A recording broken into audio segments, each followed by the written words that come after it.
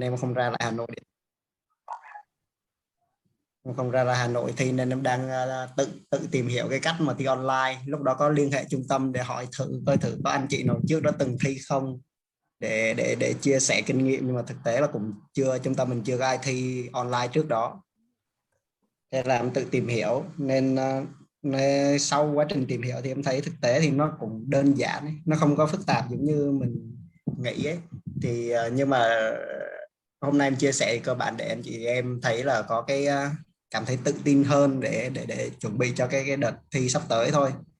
Thế còn cái cách đăng ký hay là cách vào thi thì nó cũng đơn giản. Mọi người có nghe rõ em nói không ạ? Có ạ. Anh Nghe thưa rồi anh Vũ ơi. Dạ. Rồi thì giờ em sẽ share screen nhé, để em không share được link. Dạ vâng, anh chờ em một xíu. Share.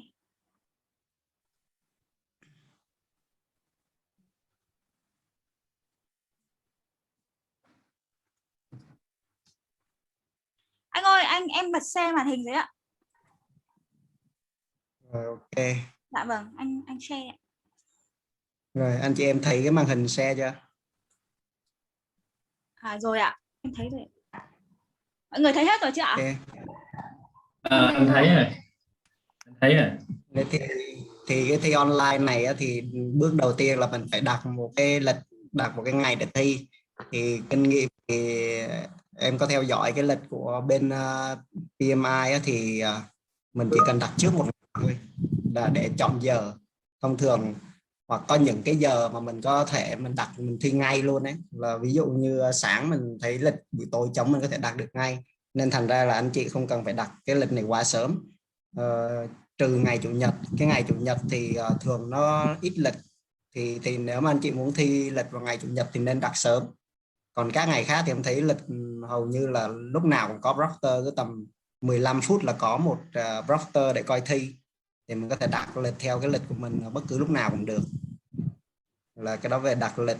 Còn trước khi thi thì anh chị chuẩn bị cho mình một cái giấy tờ để vào thi. Thì cơ bản ở đây nó có một vài loại giấy tờ này, ví dụ như là passport hay là cái driver license, là cái bằng lái xe ấy. Bằng lái xe của mọi người mà hiện tại đang có bằng tiếng Anh rồi ấy, thì mình dùng được, hoặc là passport đấy. Còn cái identification card này thì hiện tại của mình là hình như là đang, mình không biết cái căn cước công dân nó có cái tiếng Anh chưa. Nếu mà có tiếng Anh rồi thì mình dùng được. Thì đấy, thì mọi người chỉ cần một trong các cái giấy tờ này là mình có thể vào thi được. Thì trong quá trình vào thi á, trước khi thì mọi người chuẩn bị thì test hệ thống trước. Mà lên lịch đó thì chỗ PMI họ có một cái link để mình test, đầu tiên thực hiện test hệ thống này. Còn cái thứ hai là cái chọn cái điểm ngồi của mình, cơ bản là yên tĩnh. Thì cái bữa em thi thì cùng chọn một địa điểm ngồi đó, nhưng mà cái phòng đó do thi buổi tối á, cái xe đường gần đường, xe cái chạy qua chạy lại nó cũng khá ồn, nên mọi người cân nhắc kiếm cái chỗ nào nó yên tĩnh một tí. Còn cái quan trọng nhất của mình đó là cái test system này là cái mạng, cái độ ổn định của mạng với lại tốc độ của mạng. Đó thì thực tế mình để thi online so với ra ngoài trung tâm thi offline thì cái quan trọng nhất em thấy là cái đường truyền của mạng nó phải ổn định. Còn các cái khác thì nó không quan trọng lắm bằng cái mạng này. Thì em có tìm hiểu trên PMI ấy, thì hình như là khi mà cái đường truyền của mình mà bị ngắt kết nối hàng hoàn toàn á, thì PMI sẽ cho dừng bài thi đó luôn. Thì khi dừng bài thi đó thì họ vẫn cho mình raise một cái ticket lên để phân tích cái nguyên nhân vì sao mà mình dừng cái bài thi đó. Thì họ sẽ đánh giá, và nếu như may mắn thì có thể họ sẽ cấp lại cho mình một cái đợt test khác. Nhưng mà cái này thì em chưa thử, tại thi có một lần thôi chưa bị cái trường hợp này. Nhưng mà theo như cái bài đọc của em trên mạng thì có đề cập đến vấn đề này, nên mình cũng không quá lo lắng đối với trường hợp mà kiểu rủi ro quá mà bị đứt mạng ấy. Thì là xong cái phần chuẩn bị, xong rồi đến cái ngày vào thi á, thì họ sẽ mình vào cái trang của đây này, cái trang của PMI, cái đây là đối tác của PMI. Mình vào cái trang này thì nó sẽ có một cái link để lúc mà mình đặt lịch xong á, trên cái mail của mình sẽ có một cái link, thì mình bấm tới thì nó sẽ link đến cái trang như thế này, và mình có cái nút click để vào bài thi, thì nó sẽ cấp cho mình một cái mã. Cái mã đó khi mình bật cái phần mềm mà mọi người tải về á, cái phần mềm mà dùng để thi á, thì lúc vào thi thì lúc vào test này, run system test này, nó sẽ bắt mình tải một cái phần mềm để vào thi. Thì lúc vào thi thì mình sẽ được cấp một cái mã và mọi người nhập cái mã đó vào để vào cái bài thi đó. Thì khi chạy cái hệ thống đó, cái hệ thống thi á, làm bài thi á, thì các phần mềm khác thì tự động tắt, nó tắt hết các phần mềm khác và mình sẽ vào thi. Thì khi vào thi thì mình không thao tác được bất cứ gì trên màn hình hết ngoài bài thi thôi. Tức là cái phần mềm đó thì nó sẽ lock hết các thao tác tác vụ của mình đối với cái đối với cái màn hình máy tính. Chỉ là các cái vấn đề liên quan đến thi thì mình được phép làm. Thì lúc vào thi thì họ sẽ cấp cho mình một link, tức là Proctor hiện lên, cái ông coi thi á, ông hiện lên thì ông gửi cho mình một cái đường link là để mình upload cái giấy mà mình cái bằng lái xe hay là cái passport, mình sẽ chụp 2 mặt để upload lên cái đường link đó. Xong rồi tiếp theo là họ sẽ yêu cầu mình chụp 4 góc phòng xung quanh phòng chỗ mình ngồi á, xem thử có đạt yêu cầu chưa, cùng gửi lên cái đường link đó. Thì họ sẽ ngồi kiểm tra trong vòng khoảng 5 phút đấy, họ sẽ gửi lại phản hồi là mình đã pass cái check in đó. Thì mình sẽ qua cái bước tiếp theo. Thì qua bước tiếp theo thì hệ thống sẽ tự động hiện lên cái màn hình hướng dẫn là thao tác vào phòng thi, rồi làm bài thi như thế nào, nó cũng hướng dẫn là bấm nút nào vậy trên màn hình thi ấy. Mình sẽ đọc cái phần đó và cứ bấm next thôi. Thì sau cái phần đó thì mình tiến hành là vào Proctor thì sẽ hiện lên có một nút chat. Khi mình cần hỏi cái gì đó thì mình bấm nút chat đó thì Proctor thì và phần chat đó cho mình không có trao đổi trực tiếp với Proctor, không có nói chuyện tương tác giống như mấy đợt thi khác. Tại em có thi một vài đợt online thì thường Proctor là không có chat mà là nói chuyện trực tiếp luôn đấy. Còn khi mà mình ngồi thi thì họ sẽ ngồi canh màn hình. Tức là đầu tiên họ có thể nhìn hết được cái màn hình mình đang làm gì trên màn hình, là cái thứ nhất. Cái hai là cái webcam của mình bật lên và họ có thể nhìn thấy mặt của mình. Thì cái yêu cầu trong suốt bài thi đó là cái mặt của mình không rời khỏi cái màn hình. Nếu mà họ không thấy cái mặt mình ở trong màn hình thì họ sẽ cancel cái bài thi đó. Thì trong 60 phút thì mình cũng được một lần break là nghỉ giải lao. Thì anh chị có thể sử dụng luôn là mỗi lần nghỉ giải lao 10 phút. Thì khi mình bấm bắt đầu nghỉ giải lao thì mình có thể rời khỏi bàn, tức là nó sẽ chuyển màn hình sang chế độ chờ. Và anh chị lưu ý là trước khi bấm nút này thì mình nên review trước 60 câu nếu có. Tại vì sau khi mình nghỉ giải lao thì mình không được review nữa. Đó, và thì em thấy bài thi như ở trên trung tâm thôi.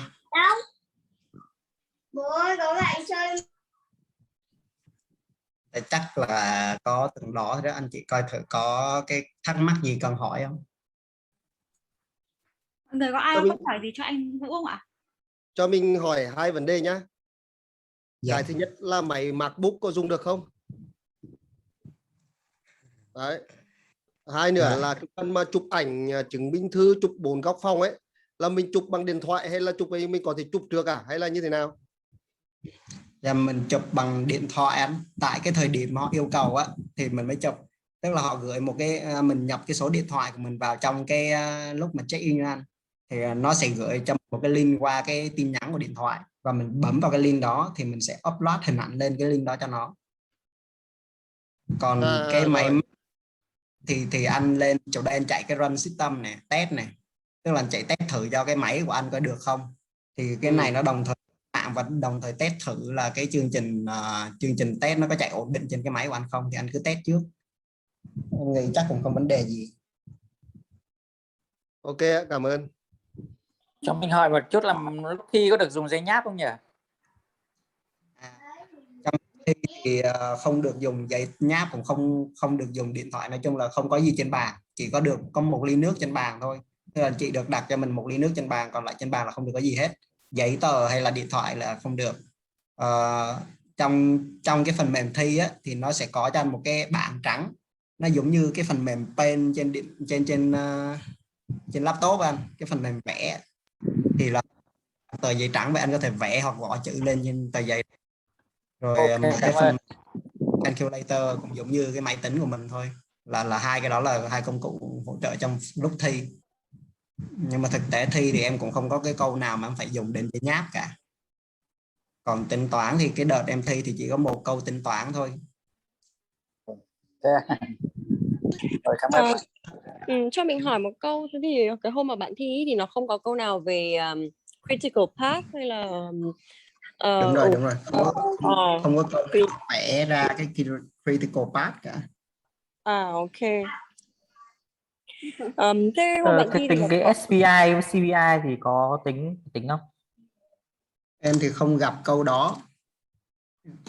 Cái câu của em gặp là hình như tính EV á, nó cũng dạng trong cái mấy cái công thức SPI với CPI đó thôi, nên thành ra là em nghĩ một cái câu tính toán nó sẽ rơi vào cái khu vực đó đó, TCPI với SPI đó.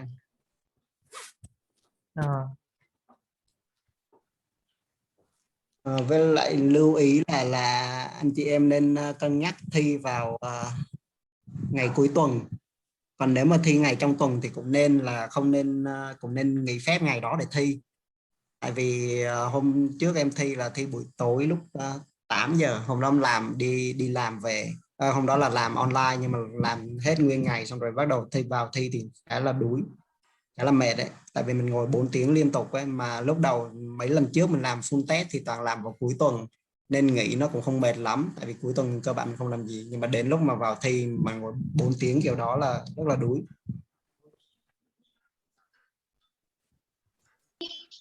Tổng số có bao nhiêu câu hỏi nhỉ bạn? 8 thầy anh. 180 câu trong vòng 230 phút. Ủa, Mình nên phân bổ thời gian là khoảng 80 phút cho 60 câu đầu, rồi 75 phút cho 60 câu tiếp theo và 60 câu cuối là mỗi câu. nhưng mà thời gian người ta cho 4 tiếng mà, đúng không? 230 phút đây. Tổng là 230 phút. 230 phút. Thời gian làm bài thi. Là 80, 70, 80 à? Nếu mà phân bổ thời gian là nên là 80 cho 60 câu đầu và 75 phút là cho 60 câu tiếp theo, và 75 phút nữa cho 60 câu tiếp theo. Tại vì câu đầu thì Tưởng cái giai đoạn cuối nó đuối rồi thì phải dành nhiều thời gian hơn chứ nhỉ? không, tại cái phần thường cái phần mình có 10 phút để nghỉ ấy, thì em thấy là tầm 40 câu giữa là làm bắt đầu nó mệt, 60 câu cuối không hiểu kiểu gì. Nhưng mà lúc làm thì cơ bản là 60 câu đầu là thường mất thời gian hơn. Còn cơ bản cái độ dài của đề á, thì nó lại không dài như cái bài CNY full test mà mọi người làm đâu. Với lại cái câu chữ họ sử dụng thì dễ hiểu hơn so với cái bài full test. Nhưng mà cái cách ra đề thì nó cũng xem cái cách hỏi với cách trả lời như CNY vậy thôi. Không cần đâu mẹ. Dạ không cần đâu ạ. Anh em muốn hỏi thì trong cái phần anh thi thì có bao nhiêu % là agile hả anh? Phần của anh thi thì khoảng 50% là agile, còn lại cái phần traditional và hybrid là khoảng 50%. Nước chừng cỡ đó. Anh ơi, cái đề thi cho em hỏi một chút đấy, cái đề thi của mình thi thật ấy thì so với cái đề thi CNY thì anh đánh giá độ khó dễ của nó như nào ạ?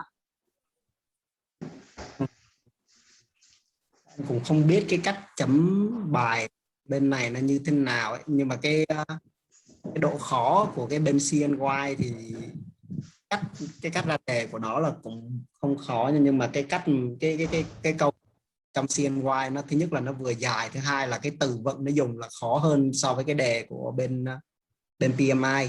Thành ra là lúc giải đề thường mình đọc bị miss một vài từ á, thì thành ra cái đáp án của mình sẽ sai. Nhưng mà ví dụ như đợt đó em làm thì cái bài trên CNY em được khoảng 60, bài đầu là 62, bài thứ hai là 60, bài thứ ba là 66. Đấy, nhưng mà đến lúc làm thì điểm ở trên PNI thì lại rất là cao. Tại vì nó cái tha cái thời cái target á, thì cái above target, nhưng mà nó nằm trên cái mức mà ngưỡng trên 50% của above target này kìa. Thì thành ra thấy là nếu mà tầm trên làm cái CNY tầm trên 60% là mình có thể đi thi được rồi. Ôi, Anh cho em hỏi. nghe anh thấy là được động viên nhiều quá. Đang nghe động viên.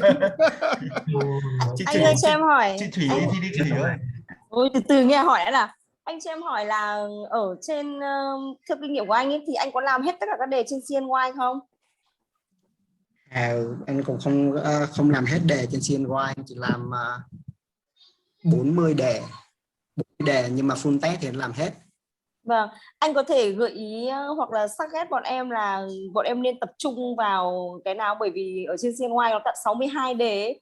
Thì nếu bây giờ mà làm hết thì đúng là nó quá mất nhiều thời gian ấy, mà process của nó cũng có rất là nhiều. Thì anh có thể cho bọn em cái lời khuyên xem là bọn em học như thế nào hoặc là làm như thế nào không ạ? Trong 62 đề đấy. Thế là số đề mà anh bỏ lại là cái phần thứ nhất process là anh chỉ làm khoảng 12 đề thì vậy, 12 13 đề process thôi. Rồi còn cái phần mà Agile anh cũng chỉ làm đến 8 9 đề thôi. Đó, còn lại các phần khác thì đa số làm hết, tại vì mấy phần khác thì lại ít câu. Ví dụ như People thì có 5 đề không? Environment cũng có 5 đề thôi, thì mấy phần đó làm hết.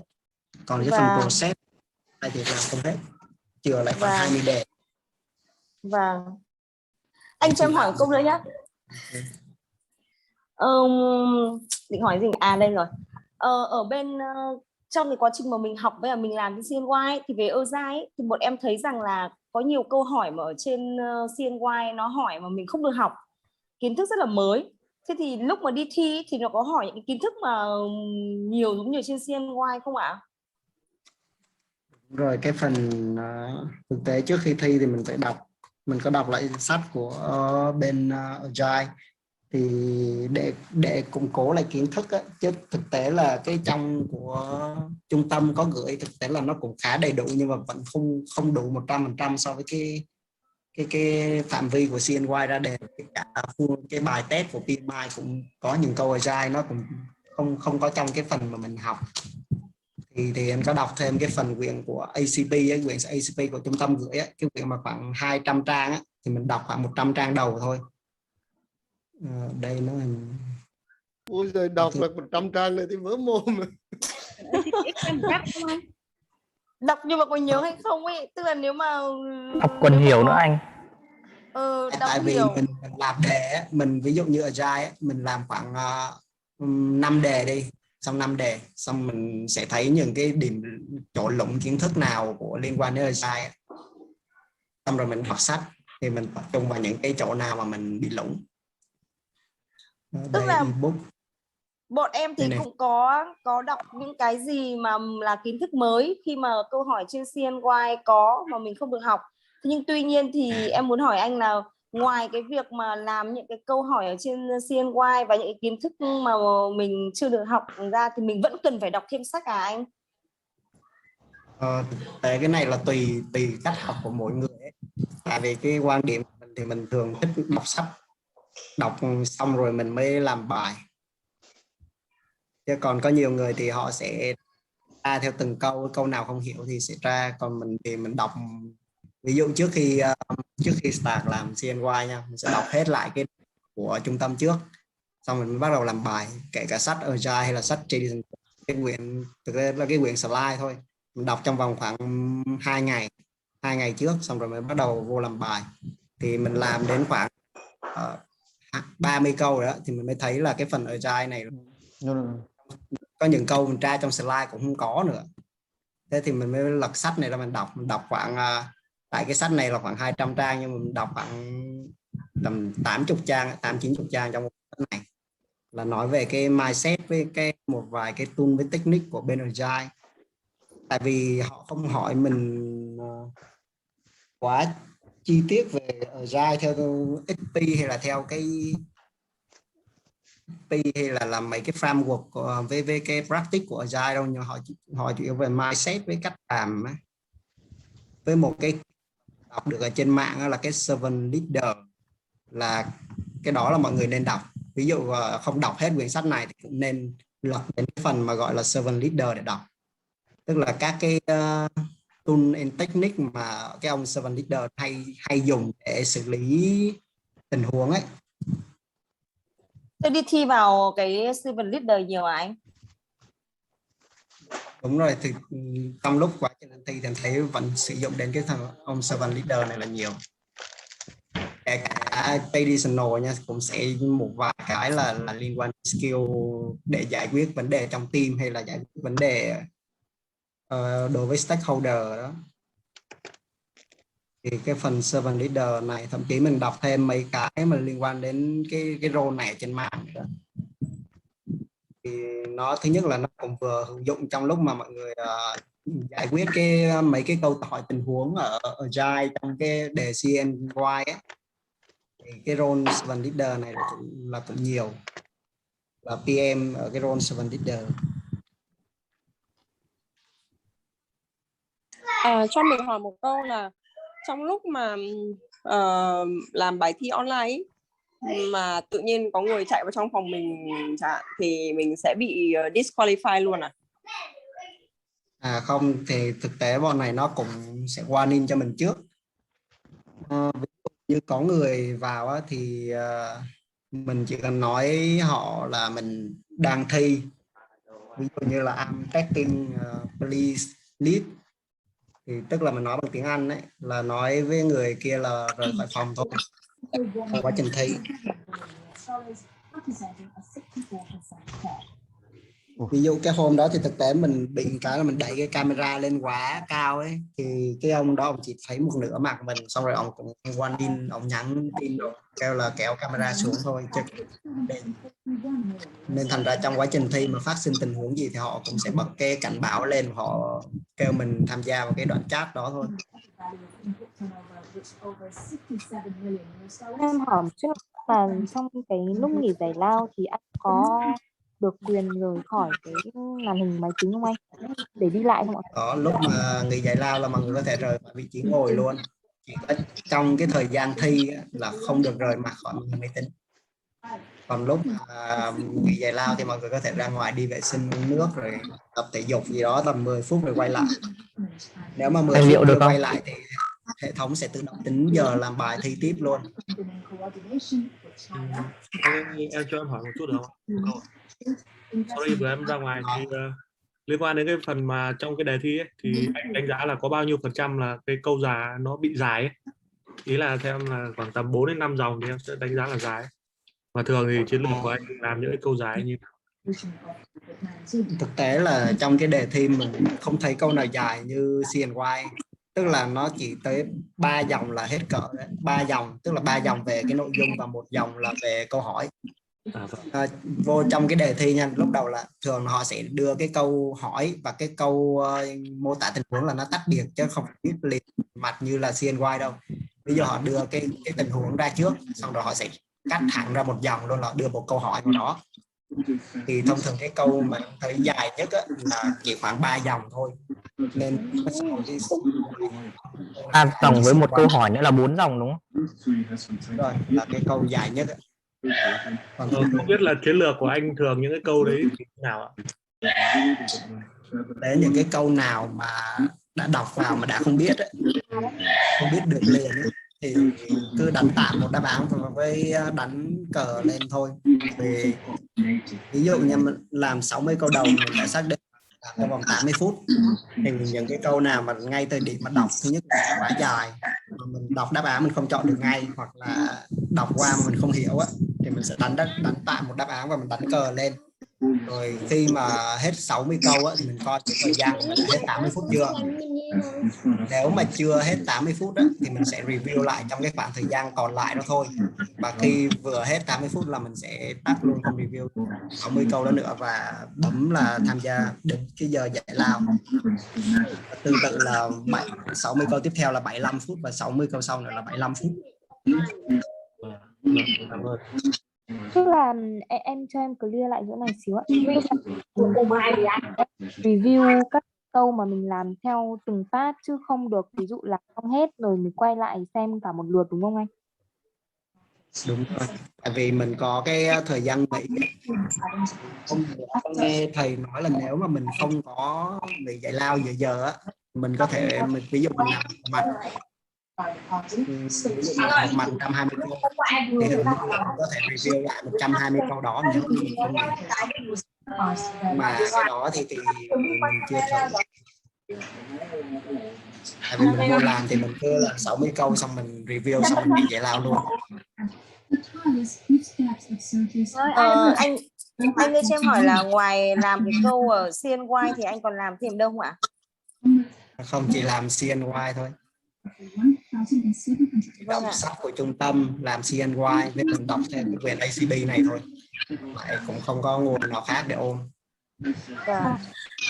Cái câu hỏi anh có cảm thấy là nó sẽ giải rác ở hết tất cả các chương không ạ? Các knowledge area ấy ạ?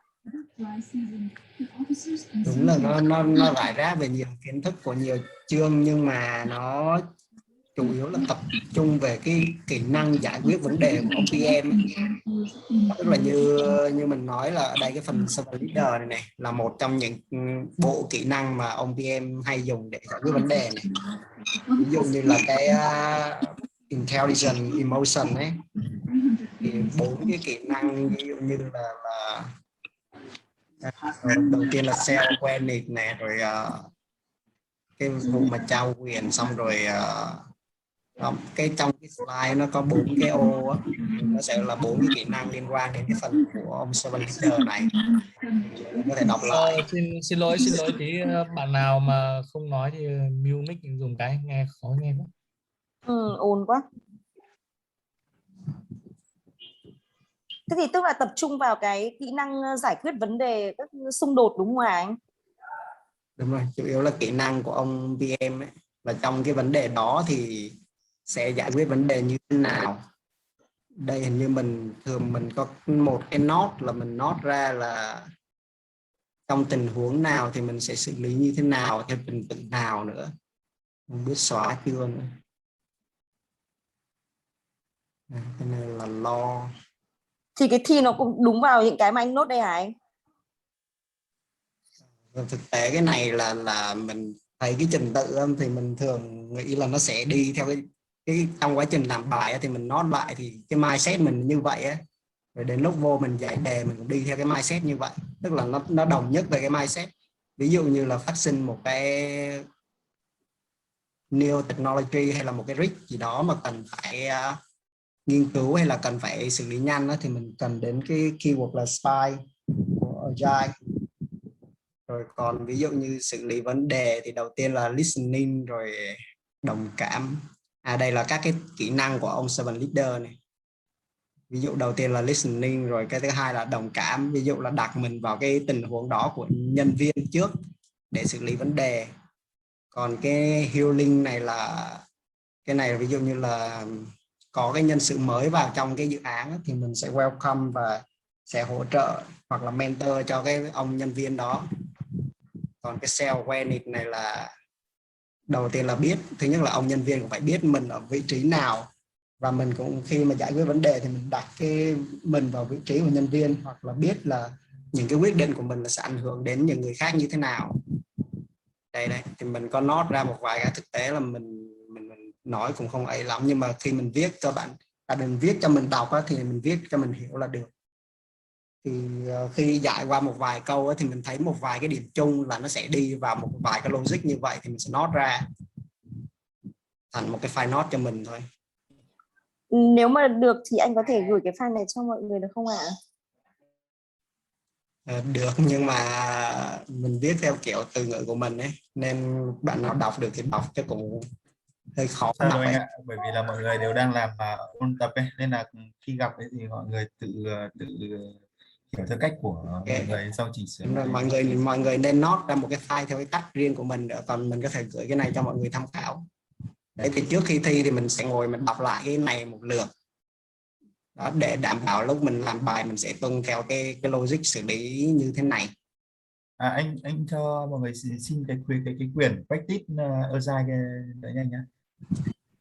Ok, quyển này hình như là trung tâm có gửi mà nhỉ? Cái quyển đó Cái có đấy Ethical hết đấy ạ. Có hết rồi, quyển trung tâm gửi Dạ cho. vâng. Ở trên phần handbook của Ethical đấy ạ, là có hết anh ạ. Dạ vâng. Tí nữa em sẽ hướng dẫn. Anh ơi cho em hỏi, nếu mà ở traditional ấy, thì PM người ta hỏi PM thì cũng giống như là servant leader à anh? Tại vì anh bảo là tập trung vào cái servant leader mà, hay là cái servant...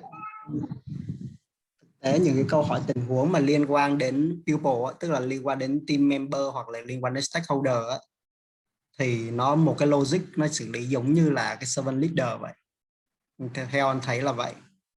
Ví dụ như là có bất đồng trong team, conflict trong team, hay là conflict lợi ích giữa mình với khách hàng hay là giữa team với khách hàng, thì nó cũng sẽ có một cái logic xử lý giống nhau ấy.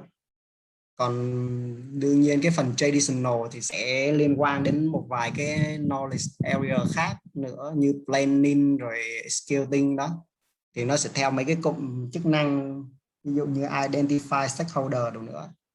Thì đối với traditional thì sẽ nó kết hợp thêm nhiều cái liên quan đến tool, không hỏi đến tool với technique nhưng hỏi những cái term mà liên quan đến traditional.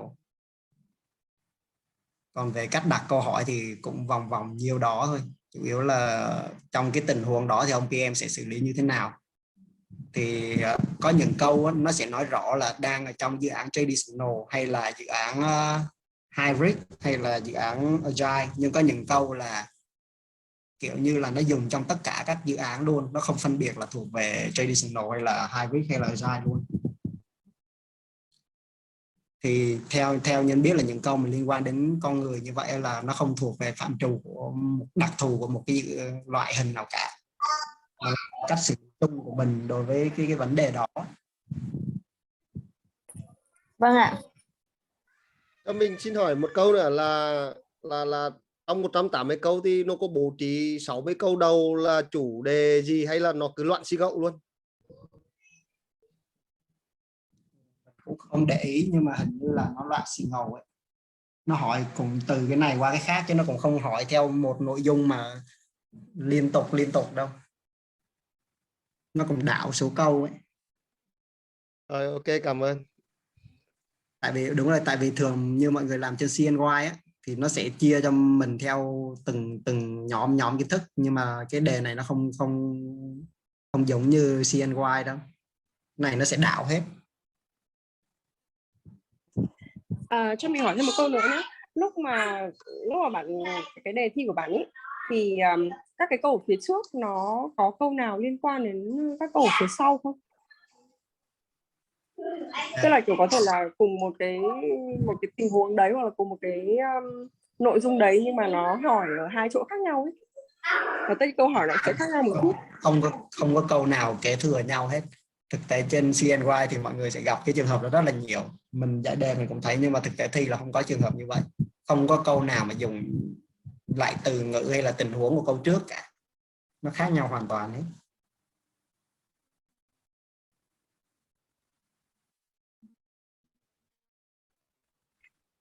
Anh ơi cho em hỏi ạ. Okay. Em thấy ở trong phần mình làm ấy, nó sẽ có một cái tỷ lệ cũng nhỏ thôi về cái phần environment ấy.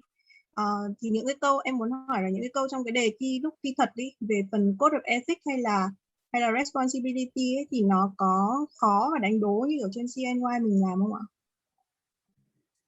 Nó không khó như CNY đâu. Nó thực tế nó hỏi, ví dụ nó cũng hỏi một vài tình huống là liên quan đến anh có nhớ câu nào mà anh thấy khó nhất không? Để em ước lượng mức khó của nó như thế nào. Tại vì trên CNY nó có khá nhiều câu mà bọn em cũng nghĩ mãi mà không hiểu là nên làm theo cái phương án nào. Cái đề CNY nó khó, nhiều câu nó khó lắm. Nhưng mà cái đề này á thì nó không có những câu mà đạt đến mức độ khó giống như là CNY, nhưng mà nó cũng không có những câu thật dễ như giống như CNY, kiểu có những câu nhìn mình điền được liền ấy. Độ khó của cái đề này, ví dụ như CNY nó có thể dao động từ những câu độ dễ từ 30% đến 100%, gọi là độ khó đi từ 30 đến 100%, thì cái đề của của PMP thì nó chỉ dao động từ 5 đến 8 thôi. Điều đó nó không quá dễ, mà nó cũng không có những câu quá khó giống như CNY. Lúc nãy em có nghe anh nói là anh làm 3 cái đề mà được 60 mấy %, ấy đấy là 3 cái đề final của anh đúng không ạ? Full test 180 câu đúng không? Cái đề full test. Đúng rồi, full test. Vâng, để em biết đặt mốc em cố.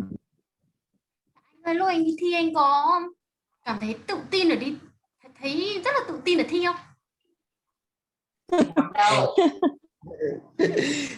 Thực tế ít nhất là tin đi thi tâm mình phải có một cái tinh thần để yên tâm một chút hoặc thế nào đấy, đúng không ạ? đúng rồi.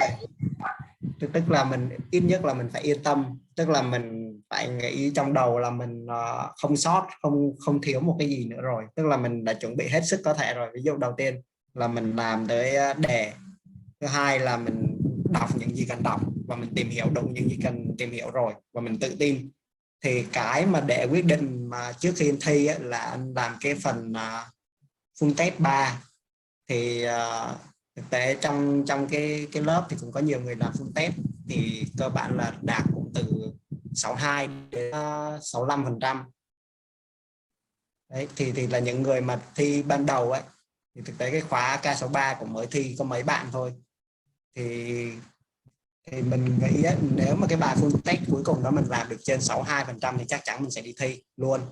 Và thì đó, thì khi mà mình học, mình giải đề đạt đến mức độ là những cái yêu cầu cần thiết, tức là như process là mình chỉ, tại vì mình chặn ngay lúc đầu luôn, và process mình chỉ làm tới bao nhiêu đề thôi, và ở Agile mình chỉ làm tới bao nhiêu đề thôi, và mình sẽ làm xong 3 bài full test, sau đó mình đi test. Thì thực tế cái bài full test thứ hai á, tại vì nó được 60% thì mình mới đi làm tiếp cái bài full test thứ 3. Chứ còn nếu mà bài full test thứ hai mà đạt từ 62 đến 63% là chắc là mình không làm bài thứ 3 mà mình đi thi luôn. Thì khi mà mình đặt ra một cái target với mình có một cái kế hoạch là mình sẽ làm trước những cái gì á, thì khi mình làm hết được những cái đó thì mình sẽ cảm thấy mình yên tâm để mình đi thi thôi. Chứ còn mà tự tin kêu thi một phát đậu luôn thì cũng khó. Nhưng mà tại vì nhiều người trước đó thi cũng đậu, nhưng mà cũng có người thi rớt chứ không phải là thi đậu hết. Nhưng mà mình tự đưa ra một cái benchmark cho mình, một cái tiêu chuẩn cho mình là mình đạt được cái mức nào đó thì mình sẽ đi thi. Thì mình cứ thể mình xong là mình đi thôi.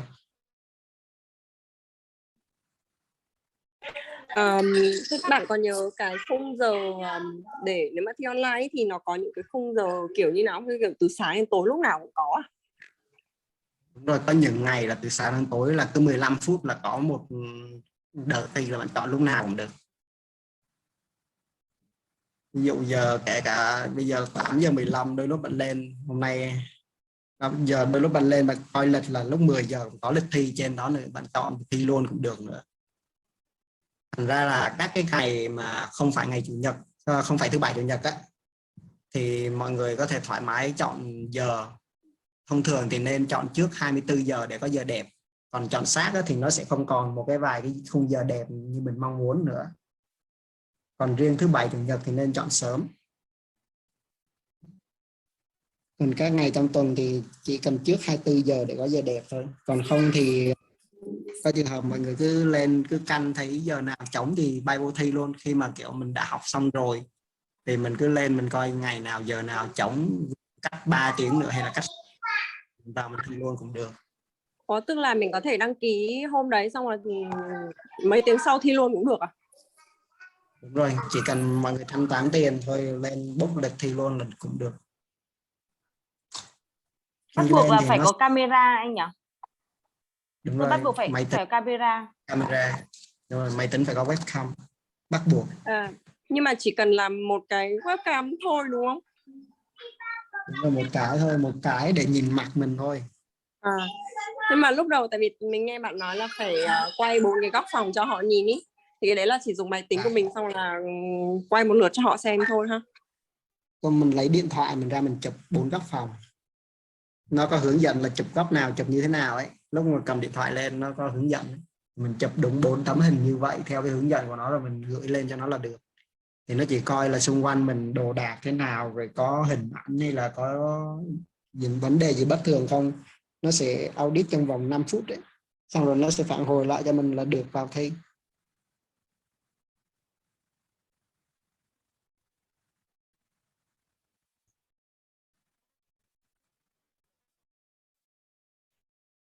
Mọi người ai còn câu hỏi?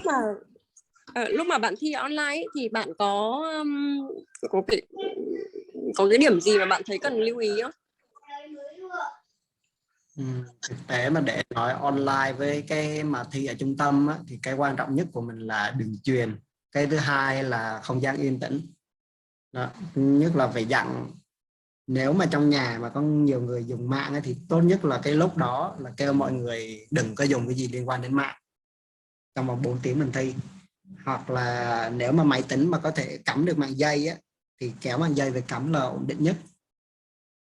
Đấy. Còn cái thứ hai là không gian yên tĩnh thì tránh, thứ nhất là tránh tiếng ồn bên ngoài, hoặc là phòng mình cũng nên có khóa hoặc là gì đó để hạn chế người khác đi vào phòng, kiểu vậy. Còn cách làm bài hay cách giải quyết bài thì nó cũng giống như bình thường mọi người lên trung tâm thi sao, thì ở đây nó online cũng vậy thôi. Chỉ có cái rủi ro nhất của mình là mạng, đường truyền mạng. Kể cả trung tâm họ có cho mình thi lại một lượt, nhưng mà cũng rất là đang thi được 2 tiếng rồi cái lại mất mạng.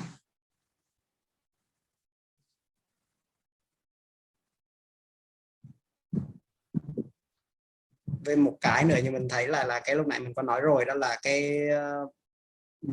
cái ngày mà mình thi thì tốt nhất là không nên làm cái gì, cũng không ôn bài tập, cũng không là học hành. Ví dụ có cái nốt này thì mọi người có thể đọc nhanh này, đó nốt khoảng 10 mấy dòng đây thôi thì mọi người có thể đọc nhanh trong ngày thi. Còn lại trong ngày đó thì không nên làm việc, cũng không nên học thêm cái gì cả, để cho thoải mái đầu óc rồi đi thi thôi, với lại sức khỏe nữa.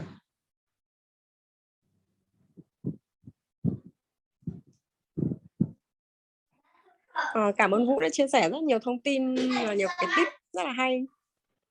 Này nghe có vẻ là thi online cũng không đến mức gọi là khó khăn như là mình nghĩ. Chị Thảo làm xong CNY chưa? Chưa anh ạ, mới được một nửa thôi ạ. Đây mấy hôm nay là em đang stop lại rồi. Mình bắt đầu lượt thứ 2 đây. Anh đã làm đến lượt thứ 2 rồi, anh làm nhanh thế. Thì cứ làm, gọi là làm để lượt qua là xem nó thế nào, nhưng mà nói chung là mọi người nên làm hết. Nếu có thời gian thì mọi người nên làm hết. Sau khi nghe và bài chia sẻ của anh Vũ, mọi người tự tin đi thi hơn chưa mọi người? Ok đây em ạ. Mọi người, anh chị có ai chuẩn bị đi thi chưa ạ? Đấy, bọn anh chắc khoảng 2 tuần nữa là thi đây. Tức là thi online luôn anh ạ? Chỉ có bây giờ chỉ có 2 tuần nữa thì chắc có... phải online rồi. Dạ vâng. Đợt này mình vừa mới đang định chuyển thi lại muộn 2 tuần nữa cho hết cách ly xã hội. Bây giờ nghe Vũ chia sẻ xong mình nghĩ là bây giờ thi online luôn. Ký luôn ạ. Đăng ký luôn ạ. Không, dịch nó không giảm được đâu, dịch nó còn nặng nữa cơ, không hề được đâu. Em thấy ca có vẻ đang tăng nữa chưa có dấu hiệu giảm xuống. Đúng rồi, mà bây mình giờ có đăng ký chuyển từ ấy... offline sang online được không nhỉ? Tức là anh đã đăng ký offline rồi anh? Tức là nếu như mà mình đăng ký offline ấy, mà trong cái chỗ submit ấy, mình không submit chọn vào cái chỗ thi online á, thì bây giờ mình có thể chuyển được không? Lúc mà làm form đăng ký đúng không anh? Đăng ký là anh đăng ký tài khoản để thi offline, nhưng mà anh vẫn chưa đặt lịch đúng không? Đúng rồi. Chưa đặt lịch thì anh đặt lại online được. Đặt lịch offline rồi là không đổi được đúng không? Hình như mất 75 đô sao? 70 đô đúng không? 70 đô đúng không? 70 đô. Trước khi là anh đặt của nó Covid thì anh được chuyển. Đúng rồi, bây giờ phải có một cái claim chứ, claim thì nó sẽ chuyển cho mình chứ. Không có, mà nó gửi email thông báo là cái ngày đặt đấy đã bị cancel ấy, và nó sẽ cho mình reschedule lại mà. Đúng rồi, chuẩn đó. Vâng, mọi người nếu không hỏi gì là để cảm ơn anh Vũ nhỉ. Em cảm ơn anh Vũ đã đến chia sẻ với các anh chị khóa sau, và các anh chị cũng chuẩn bị đi thi. Nhờ có chia sẻ của anh Vũ mà chắc là các anh chị cũng chuẩn bị đi thi hết rồi đúng không ạ? Cảm ơn anh nhiều. Anh Vũ gửi cho mọi người, em xin cái lốt này nhé. Cứ gửi qua bản link ấy. Nên rồi có gì bạn lên gửi cho mọi người. Okay. Dạ vâng, có gì em sẽ gửi lại trên nhóm cho mọi người ạ. Ok. Cảm ơn Vũ nha.